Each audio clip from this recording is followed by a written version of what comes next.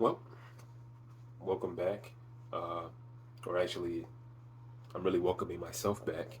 It's been so long since I've done any sort of video on YouTube. But this is Narrative of the Future, NOF Talks. And yeah, I'm finally making another one after months of being away from it. I just wanted to say a few things that were on my mind. I've had a lot of experiences over these past couple of months, and I think that it'd be a good time for me to actually speak about some of these things that have occurred.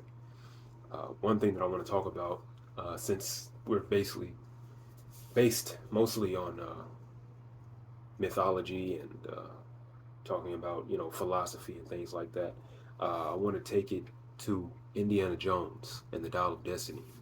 I just watched that movie yesterday, and I thought it was pretty good. Um, you know, you can't necessarily look at the views or the critiques of a film uh, and allow that to you know sway or skew your perspective on the film itself, because there has been a lot of articles and talk about how Indiana Jones did not make as good of a box office splash as they expected it to because of other movies that were surrounding it, such as Insidious, um, and a few other movies like that. But yes, Indiana Jones 5 was a great movie in my opinion. It was a good finish. If they're finished with it, more than likely they are finished with Harrison Ford. They might pass on to someone else, probably not. But yeah, it was a good movie in the right place at the wrong time. I say that. Uh, I guess there would be spoilers in here, but it's pretty good though. You know, the things that they talk about. Uh, Maybe I could say this without spoiling anything. If you've ever seen any of the Indiana Jones movies, um, maybe you've noticed that there is a very Christian motif throughout the films. Like Raiders of the Lost Ark was, Indiana Jones was searching for the Ark of the Covenant. That was Raiders of the Lost Ark. You had the other one where he was looking for the Holy Grail, or at least he had to pick out the Holy Grail. Um, Here in this Indiana Jones movie, they still follow that motif. They still follow that arc, necessarily not necessarily showing it blatantly, but they still follow the arc.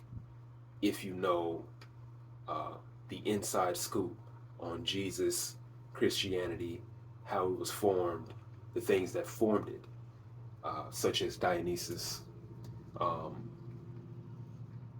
mainly Dionysus, as well as the different mythical items such as the Spear of Destiny and things like that. Indiana Jones still followed that motif. I thought it was pretty good. I really did. Um, what are some things that I realized in there? Oh, the uh, the main item that they were looking for was a. I mean, these are real items. At least the one that they were looking for, the Antikythera, which is a Greek calculator of sorts, um, that was created by Archimedes. At least that's what they said in the film. Was created by Archimedes, and it was ahead of its time um, when it was created those thousands of years ago in Greece. In real life, it's a very you know rusted, old, obviously, artifact. But the way they had it in the film was, it was nice and clean. They were using it and they were actually doing things with it. I believe it was a good movie. But that's just something that was on my mind. I recently came from Poland, the country Poland. I just got back from that last week. I was there for 3 weeks, um, helping people, helping some higher class individuals uh, with English. I was teaching English, helping them with their English, giving conversational English, And I was able to spend a lot of time there, um, with being able to explore that land, Poland itself. It's very beautiful. It's a wonderful place. I would like to go back, and you know, it kind of opens up your eyes to a few things. Uh, One of those things being, you know, the effect that travel can have on the body, can have on the mind, and the way that you see things, the way that you view the world itself. Because in America, we have all of the cultures here in the U.S., but it's not the same as going to those places and visiting the culture and the area and the place and the people that those things derive from. It was very, very interesting. Because we have kielbasa and things like that. You know, one of the things that they're famous for is kielbasa and also pierogi, which is just Polish for dumplings. And we had a lot of that. I ate so much of it that I was actually tired of it after a while. Uh, and, learning that language, as well as conversing with the people there, how they live. They're only like, I think, like maybe 30 something years out of communism. Um, it's just not that long out of being a communist nation. And the structure, the buildings that are associated with these like communist um, architecture, extremely large buildings that impose on you and let you know that the state is a real thing. Buildings were huge, made out of just solid slabs of granite, marble, rock. Very huge, very imposing. It was fascinating to see. I love the architecture. Um, the Palace of Science and Technology was one of those buildings, and it's a towering figure. It looks like the Empire State Building, though it's not as large, but it's in the center of Warsaw. And usually, no matter where you are, you can pretty much pinpoint yourself on that, and uh, you can always see it pretty much. It's one of the tallest buildings in the city. We were able to visit Krakow, and that's the real old town. Seeing those castles, and eating the food, and drinking the vodka, and the way that they use vodka in their lives. Making herbal vodkas, infusing it with herbs and different plants and fruits and things like that. Very good. They have a lot of sweet vodka there, such as like Soplisa. Um, that's a famous one, and very very very sweet vodkas that they have. That was a very interesting experience. Lucasova is a good vodka as well, which we have here actually in the U.S. Um, but I traveled a lot while I was out there for those 3 weeks, even going to Amsterdam in France, and that was great. Wonderful experiences. I love Amsterdam. I love France as well. I need to go back. I want to go back to all those places, and I will um, soon. If not this year, I'll more likely be going next year. But and it's not the first time that I've traveled before, but it is mainly the first time that I traveled to Europe. I mean, I've been to Mexico, Costa Rica, um, the Bahamas, Belize, Honduras, things like that. Um, spent weeks in Mexico, spent a lot of time in Mexico. But I've never been to Europe.